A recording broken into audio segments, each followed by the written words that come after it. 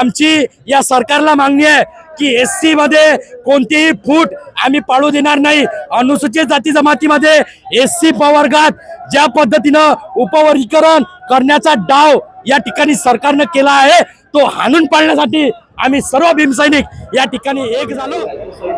जय भीम नमो बुद्धाय। आपण बघत आहात WH न्यूज। मी विजय खवसे।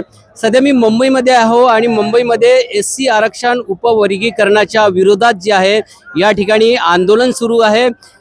मोठ्या प्रमाणावर जे आहे या ठिकाणी संपूर्ण महाराष्ट्रातून 59 जातीचे लोक या मोर्चात सहभागी झाले आहे। थेट जे आहे या मेट्रो स्टेशन पासून तर मंत्रालयापर्यंत मोर्चा धडकणार आहे। हजारोच्या संख्येमध्ये या ठिकाणी मोर्चेकरी आहे आणि आझाद मैदानवर सुद्धा मोर्चेकरी या ठिकाणी आलेले आहे। मी तुम्हाला होत आहे बघू शकता तुम्ही हातामध्ये जे आहे एक बॅनर घेऊन या ठिकाणी आहे आणि हे झेंडे तुम्ही बघू शकता। हे मोठे असे भव्य निळे झेंडे जे आहे हे परभणीवरून बंधू आलेले आहे या ठिकाणी।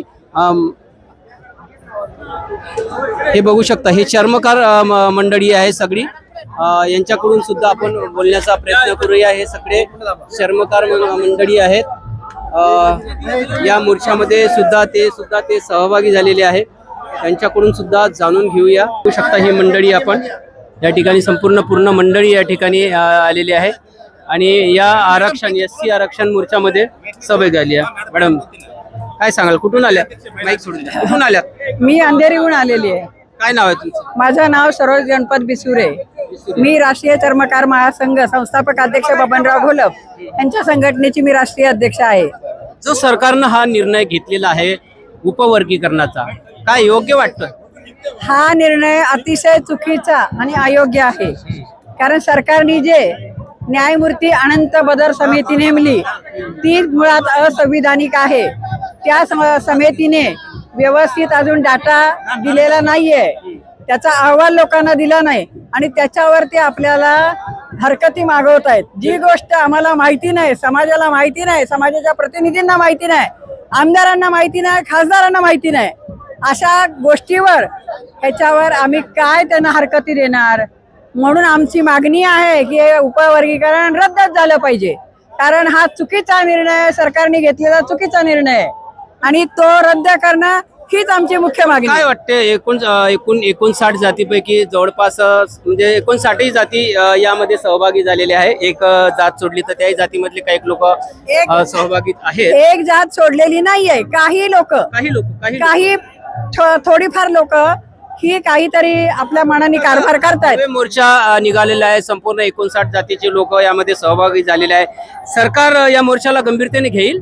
सरकारने गंभीरतेने घ्यावंच लागेल, कारण हे आंदोलन आम्ही सरकारच्या विरोधात रस्त्यावर उतरून करीत आहोत आणि हे चुकीचे जे निर्णय सरकारने घेतलेले आहेत ते चुकीचे निर्णय, चुकीच्या काही असेल ते सगळं सरकारने ते कागदोपत्री ते सगळं रद्द करावं ही आमची मागणी आहे। नक्कीच। कारण आम्हाला डॉक्टर बाबासाहेब आंबेडकरांनी अखंड आरक्षण दिलेलं आहे 13% आणि 13% मध्ये आम्ही सगळे 59 जाती गुन्ह्या गोविंदानी नांदत आहोत। आज आमची त्याच्यामुळेच प्रगती झालेली आहे आणि ही प्रगती जी आहे ती इतर लोकांना सवर्णांना बघवत नाही। त्यामुळे आता काय चाललंय की हिंदू मुस्लिम झालं, आता आम्हाला मागासवर्गीयांना आपापसात भांडणं लावावी ही एक भूमिका सरकारने घेतलेली आहे। पण आम्ही शून्य लोक आहोत, आम्ही बाबासाहेब आंबेडकर फुले शाहू विचारांची माणसं आहोत, शिव शाहू फुले आंबेडकर या विचारांची माणसं आहोत आणि आमचं मत हे ठाम असतं। आम्हाला आमचं योग्य अयोग्य समजतं।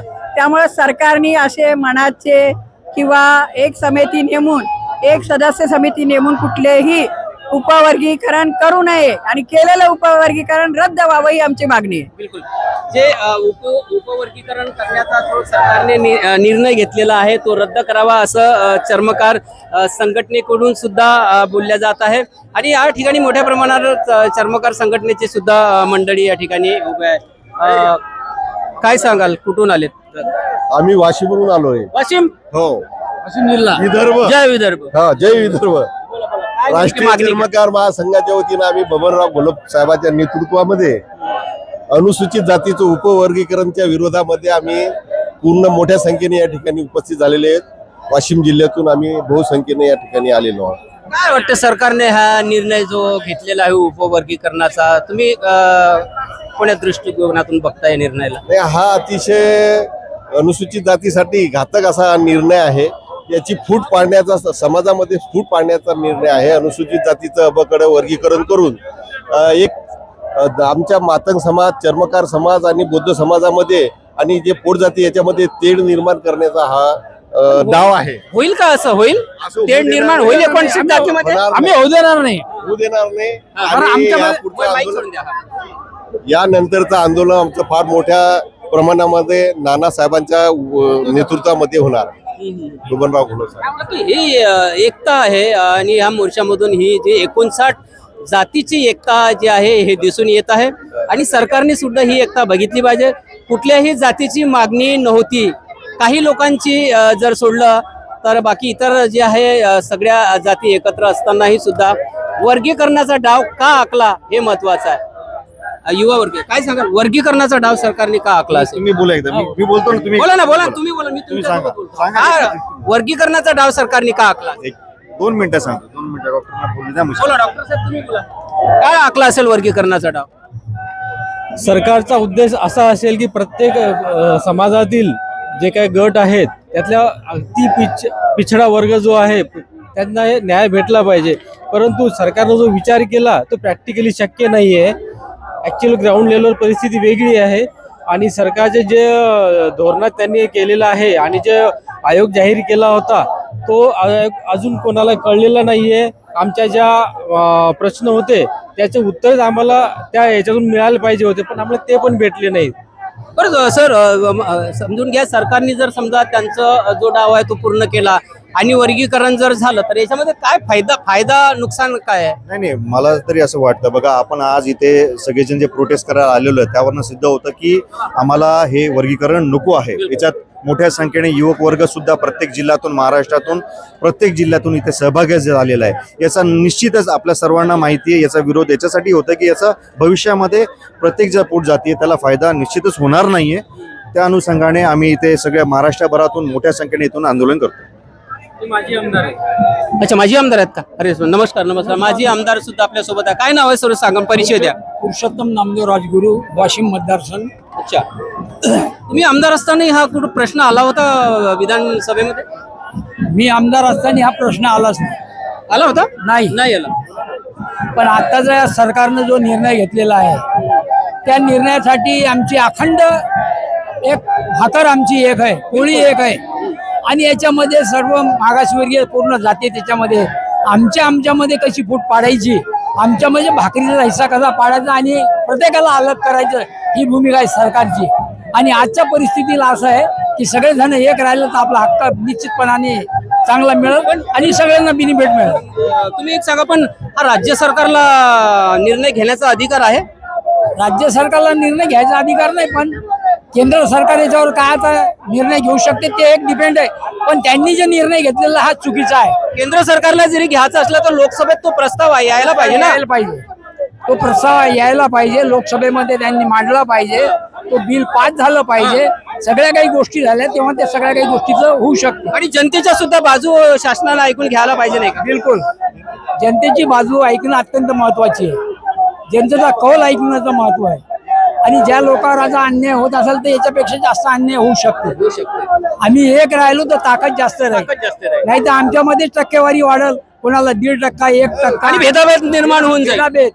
हा अमुक जातीचा आहे, अमुक जाती. आज जर समजा कुठल्याही एससीच्या एका जातीवर जर अन्याय होतो तर सगळं जाती आंदोलन करतात, आंदोलन करतात. है ना? हो, हे असं पुढे होईल का मग पुढं वर्गीकरण झाल्यावर? वर्गीकरण झाल्यावर अशा गोष्टी होणार नाही. वर्गीकरण झालंच नाही पाहिजे. या वर्गीकरणाला आमचा 100% विरोध आहे. हे माजी आमदार होते आणि यांचा सुद्धा यांच्या काळात असा प्रश्न विधानसभेत कधी आलेला नाही आहे. पण वर्गीकरण मुळात हे झालंच नाही पाहिजे अशी ठाम भूमिका त्यांची आहे. ही चर्मकार समाजाची मंडळी आहे आणि या मोठ्या संख्येने जे आहे या मोर्चामध्ये सहभागी झाली आहे. एकूण 59 जातीचेच लोक या मोर्चामध्ये सहभागी झालेले आहे. आणि बघू शकता आपण या ठिकाणी मोर्चामध्ये आपण बघू शकता मोठ्या प्रमाणात हे अकोल्यावरून आलेली मंडळी आहे, आमची शिरसाट मंडळी आहे. आरक्षण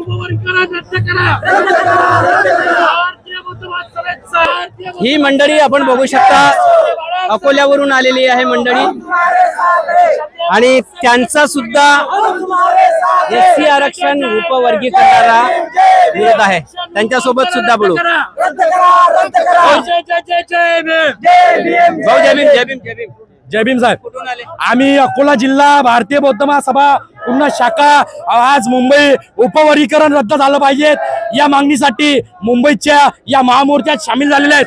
आमची या सरकारला मागणी आहे की एससी मध्ये कोणतीही फूट आम्ही पाळू देणार नाही. अनुसूचित जाती जमातीमध्ये एससी प्रवर्गात ज्या पद्धतीनं उपवर्गीकरण करण्याचा डाव या ठिकाणी सरकारनं केला आहे तो हाणून पाडण्यासाठी आम्ही सर्व भीमसैनिक या ठिकाणी एक झालो.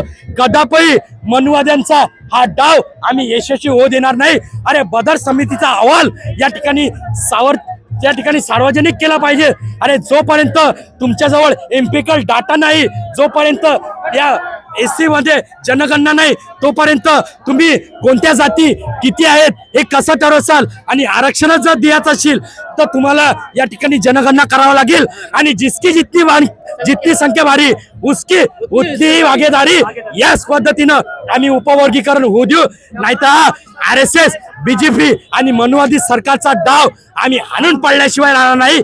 हाच्या सरकारला आम्ही इशारा देतो. अकोला जिल्ह्यातील भारतीय बौद्ध महासभा शाखा या ठिकाणी मैदानात उतरली आहे. वंचित बहुजन आघाडी मैदानात उतरली आहे. भीम सैनिक मैदानात उतरला आहे. जोपर्यंत या सरकारचा हा डाव या ठिकाणी चालू राहील तोपर्यंत आम्ही यशस्वी होऊ देणार नाही. हा आक्रोश आहे. हे विदर्भातून अकोल्यातून आलेले आहे आणि आक्रोश आहे यांचा की आम्ही उपवर्गीकरण होऊ देणार नाही. तुम्ही काय सांगाल? नाव सांगा. मी नंदकुमार डोंगरे, भारतीय बौद्ध महासभा अकोला जिल्हा महासचिव. आम्ही सर्व हजारोंच्या संख्येनं उपवर्गीकरण रद्द झालं पाहिजे यासाठी अकोल्याहून आम्ही या ठिकाणी आलेलो. आम्ही सरकारला या माध्यमातून कळवू इच्छितो, मायबाप सरकार आमच्यावर हा अन्याय करू नका. हजारो वर्ष आमच्यावर अन्याय झाला.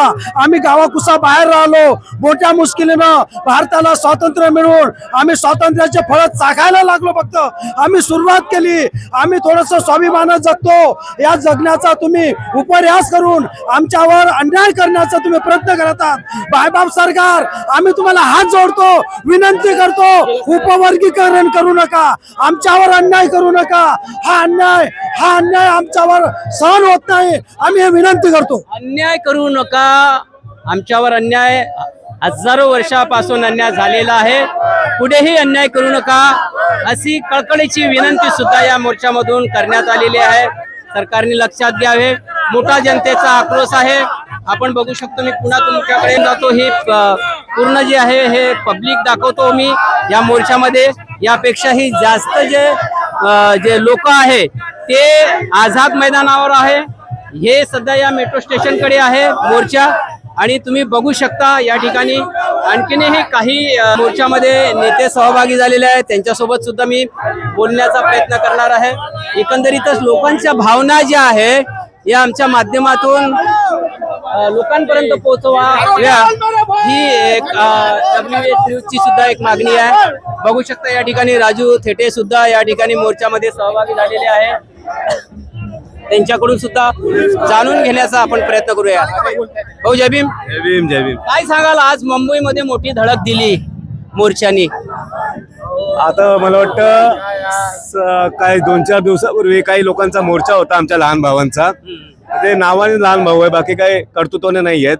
तुम्ही लहान भावाकडे लक्ष दिलं नाही ना आजपर्यंत? माझं खूप लक्ष आहे म्हणून मी लहान भावाला काय काय लागतं ते नेहमी सांगत असतो. नाराज आहे लहान भाऊ तुमच्यावर? आमचा नाराज याच्यासाठी आहे ना की आमच्या भावाला बोलतो तू शिक्षण घे, नोकरी घे, तू मेहनत कर, तू अभ्यास कर. पण तो काय बोलतो, भाई मला अभ्यास नाही करतायत, मला लहान भावाचा आरोप आहे की तुम्ही त्यांच्याकडे गेलेच नाही, पुस्तकं घेऊन गेलेच नाही त्यांच्या वाड्यामध्ये. आता आम्ही आमच्या बापानं 11 13 मातंग परिषदा घेतल्या तर हे मागणे काही सुधारले नाही.